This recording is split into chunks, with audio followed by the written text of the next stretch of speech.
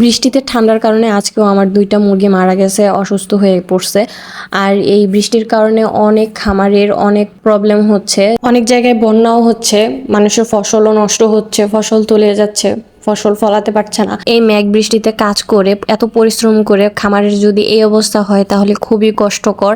এই বৃষ্টির কারণে আমার 3-4 বার ডেলি ভিজা লাগে এই বৃষ্টিতে। কিচ্ছু করার নাই, কাজ তো করতেই হবে। কিন্তু কাজ ঠিক আছে করতেছি, কিন্তু কাজের পর এই পরিশ্রমের পর যদি ফলাফল শূন্য আসে তাহলে সেই কষ্ট মানা যায় না। কাজ করার যে পরিশ্রম সেই কষ্ট মানা যায়, কিন্তু ফলাফল যদি শূন্য আসে তাহলে সেই কষ্ট কখনোই কোনো খামার মেনে নিতে পারে না। বৃষ্টির সাথে হালকা বাতাসও, আর এই বাতাসে এই গাছটা বারবার পড়ে যাচ্ছিল, আমিও বারবার উঠাই দিতেছিলাম। বৃষ্টির কারণে ছাদে একদম শেওলি পড়ে গেছে, জুতা পায়ে দিয়ে হাঁটাই যাচ্ছে না, একদম মনে হচ্ছে মানে অনেকবার তো পিছলা খাইতেছিলাম, খায়াও পড়ি নাই। যাই হোক, এখানে ময়লার কারণে এই যে এখন মাত্র পিছলাটা খাইছি। কারো বৃষ্টিতে পৌষ মাস আর কারো বৃষ্টিতে সর্বনাশ।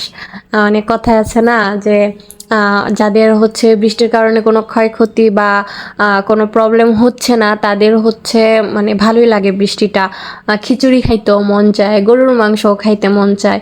কিন্তু যাদের বৃষ্টির কারণে অনেক ক্ষতি হয়, অনেক প্রবলেম ফেস করতে হয়, তাদের মানে টেনশনের উপর টেনশন। তারা খিচুড়ি খাবে কখন, গরুর মাংস খাবে কখন, তাদের মাথার উপর দিয়ে প্রেশারই তো শেষ হয় না। কতদিন আগে এই বাচ্চাগুলির করাইজা রোগে আক্রান্ত ছিল, আলহামদুলিল্লাহ এখন সুস্থ আছে।